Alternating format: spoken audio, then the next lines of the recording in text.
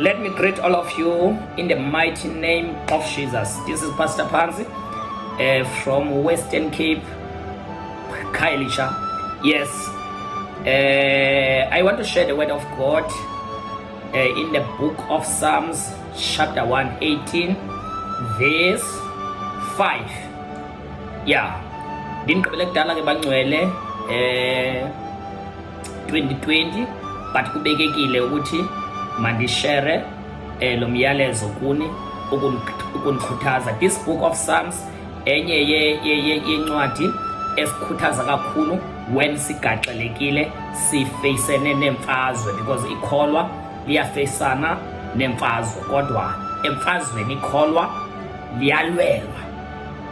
Let us check the book of Psalms chapter 118 verse 5.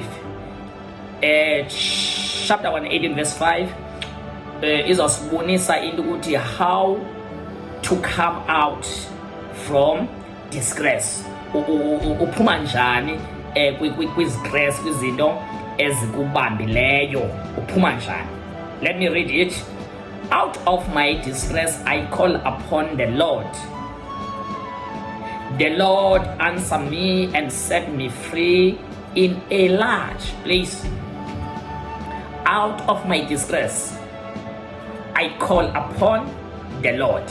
When ufacana nezistress okanye nezinto ezikuxinanisa ingqondo, isolution yokukhululeka ukubiza uThixo.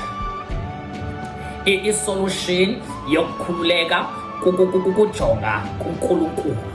Out of my distress I call upon the Lord, and the Lord set me free. When you call upon the Lord, our God will set you free. When you call upon Him, He will set you free and put you in a large place. I like this. And put you in a large place. So ngamanye amagama wena uDavid esithi apha undithathile wandibeka endaweni ebanzi, ngamanye amagama imeko ebefacene nazo beziyixinanisile ingqondo le yakhe de waziva ngathi ukwindawo emxini.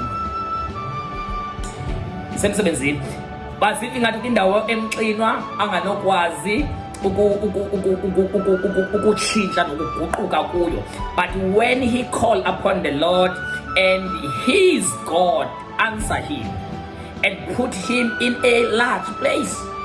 When sithetha ngendawo ebanzi, sithetha ngendawo apho ufika uphole, apho kufike kuphole amanxeba, apho ufika uzifumane, ubone ba hayi man, uthi uzibuza ba hayi man, into ethile bendiyenziswa yintoni. Indawo ebanzi kulapho kubuya khona ingqondo, indawo ebanzi kulapho upholiswa khona, indawo ebanzi kusepholus apho ingqondo ayenza uThixo iphole. When we call upon the Lord, He will deliver us and He will put us in a large place.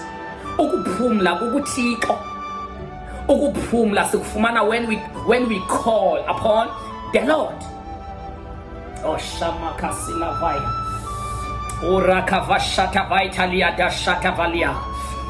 When we call upon the Lord, sifumana inkululeko.